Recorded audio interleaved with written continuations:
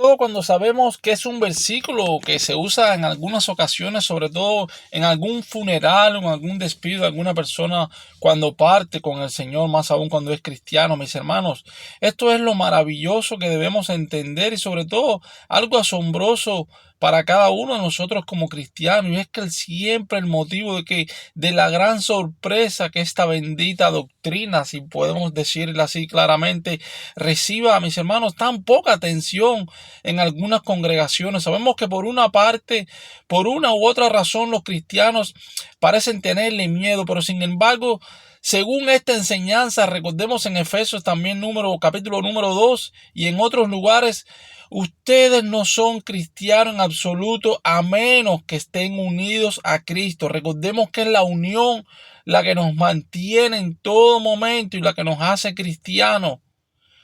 ¿En qué, Michelle? En que significa que estamos unidos a Cristo. Se usa más o menos, podemos decir que en dos sentidos. El primero, eso es lo que se llama un sentido federal, o en otras palabras pudiéramos decirle un sentido de pacto. Esa es la enseñanza del capítulo 5 del libro de Romanos, los versículos más o menos del 12, del 13 al 21, 22, 23. Recordemos que Adán fue constituido y considerado por Dios como la cabeza y el representante de la raza humana en el Edén. Claramente lo recordamos. ¿Cuánto no hemos estudiado todo esto en el libro de Génesis?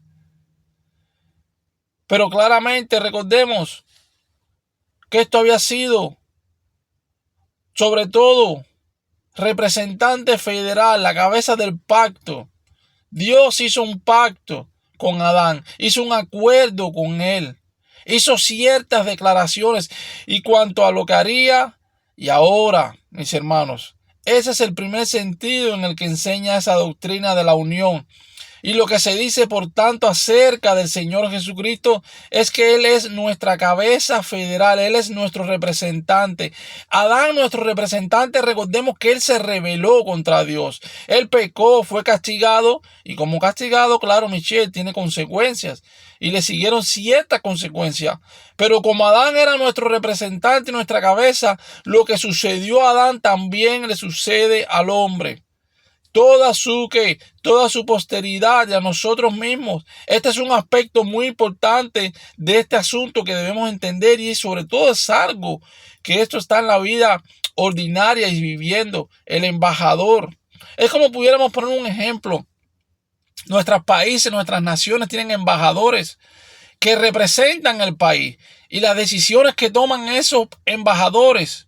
Un ejemplo, el embajador de Estados Unidos en Francia, el embajador de España en Inglaterra, pudiéramos decirle, cada medida que toma, cada idea que toma ese embajador, recibe el pueblo también esa medida. Queramos o no, los ciudadanos de cada país sufren las consecuencias y las acciones que toman los embajadores. Antes de que naciéramos, lo que hace el líder o el representante oficial de una nación es vincularte para que todos los ciudadanos de esa nación. Y es así como sucedió con Adán. Pero gracias al Señor, al Dios Todopoderoso, mis hermanos, después de nosotros nacer en pecado, podemos mirar a la cruz y ver lo que hizo el Salvador Jesucristo por la vida de los pecadores.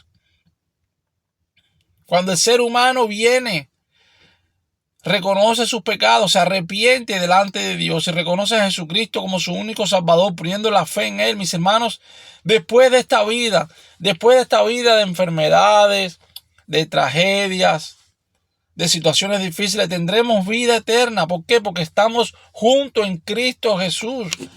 Tenemos vida eterna gracias a la misericordia que el Señor ha puesto en nuestras vidas. Es una bendita doctrina que debemos de leer, estudiar y reconocer que cada uno de nosotros como cristianos en Cristo, mis hermanos, por la fe que hemos puesto en Él, tendremos vida eterna.